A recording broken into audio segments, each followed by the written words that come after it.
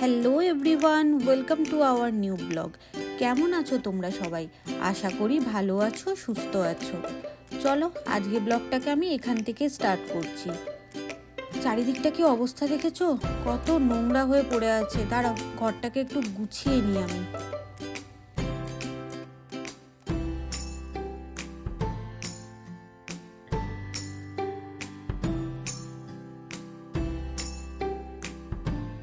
ঘর দুয়ার খুব সুন্দর করে তাড়াতাড়ি গুছিয়ে নিতে হবে। আজকে আবার একটা জায়গায় যাব, সব বাজার শেষ হয়ে গেছে।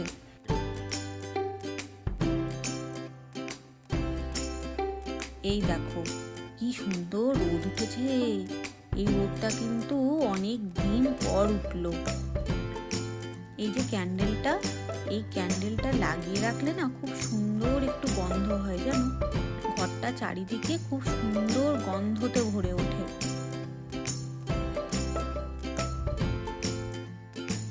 এইবারে একটা জিনিস তোমাদের দেখাই, চলো। এখানকার টেম্পারেচার আজকে দেখতে পাচ্ছ 1 ডিগ্রি, -3 ডিগ্রি, 4 ডিগ্রি এরকম যাবে। মানে তোমার ধরে নাও শীতটা মোটামুটি ঠিকঠাকই আছে, সহ্য করা যায়। তারপরে দেখো দেখতে দেখতে দেখতে দেখতে -12, -15 ডিগ্রি যাচ্ছে।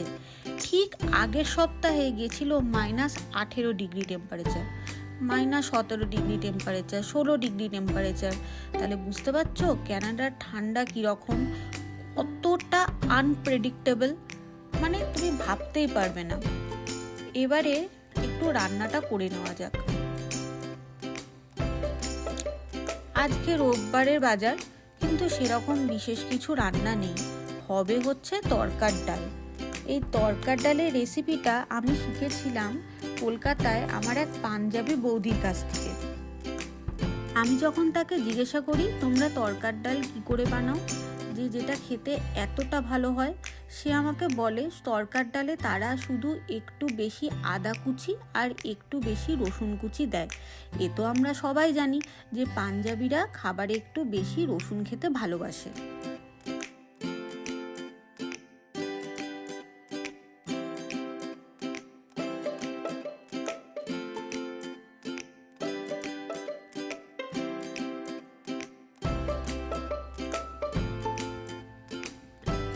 তরকার ডালটা বানানো হয়ে গেলে এবারে চট করে একটু বেরোতে হবে, অনেক কিছু বাজার দোকান করতে হবে। কারণ সোমবার থেকে তো অফিস, আর বেরোনো যাবে না, যা বাজার দোকান রোববারই করে ফেলতে হবে। এই তো শেষেই ধনে পাতাটা দিলে কিন্তু তরকার ডালের টেস্টটা অনেক বেড়ে যায়। আর লাস্টে একটু বাটার অ্যাড করে দেবো, হয়ে গেল, রান্না শেষ। আমরা মোটামুটি রেডি হয়ে গেছি। এবার রেডি হয়ে গিয়ে আমরা এবারে বেরোবো।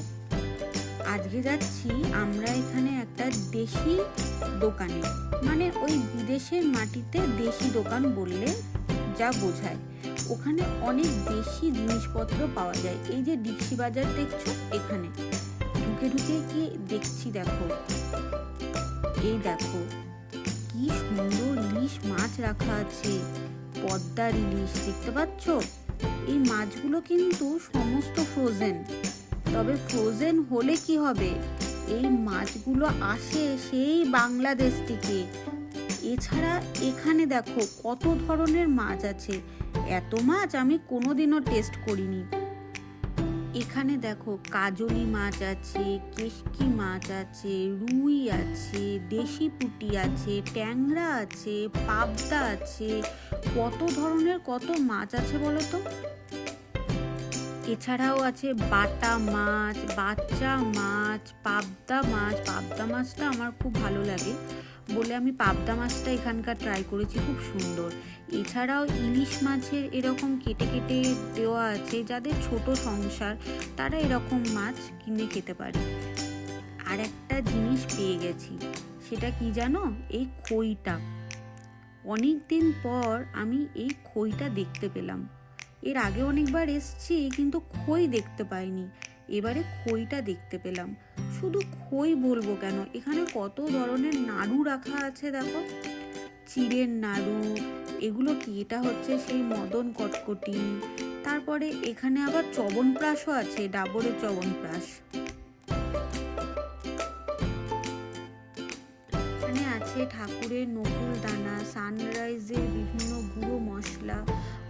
ধরনের চানাচুর রাখা আছে দেখো।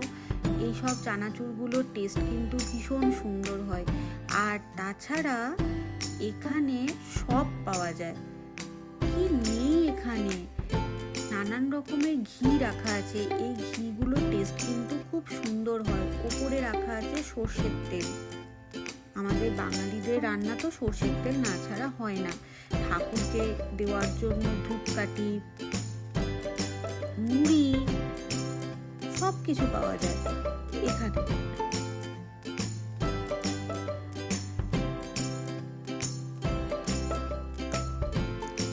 এইখানে কি রাখা আছে দেখো, এখানে রাখা আছে লাল শাক, পেঁয়াজ কলি, শিম, তারপরে কুল। ওফ, এই কুলটা যে কতদিন খাইনি। ওপরে কি রাখা আছে, ওপরে রাখা আছে গুড় কাঠি, তিলের নাড়ু, মদন কটকটি, মোয়া, গুড় বাদাম, কত ধরনের জিনিস, তাই না? ওপরে রাখা আছে বিভিন্ন ধরনের ঘি। আর একটা লোভনীয় জিনিস পেয়েছি, তোমাদের দেখাই, শীতের পাটালি গুড়। এই দেখো। তারপরে এটা তো আমরা সবাই জানি, ফ্রুটি। এটা আমি অনেক দিন পর এই রকম ভাবে পেলাম। এই ফ্রুটিটা বাড়ি নিয়ে যেতেই হবে, অনেক দিন পর পেয়েছি, এ ছাড়া যাবে না।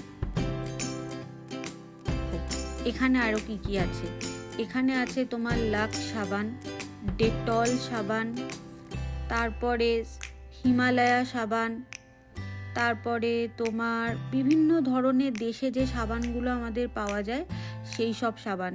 এই ডেটল সাবানের দাম এখানে মোটামুটি নিচ্ছে ওই ইন্ডিয়ান কারেন্সিতে 150 টাকা মতো। লাক্সের এখানে সব ফ্লেভারগুলোই আছে দেখো।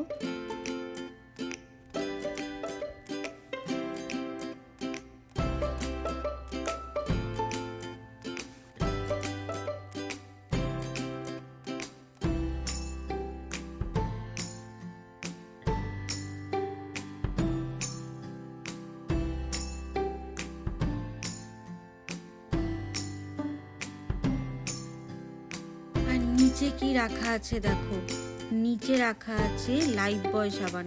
লাইফবয় সাবানেরও দাম মোটামুটি ওই এখানে 150 টাকা হবে ইন্ডিয়ান কারেন্সিতে।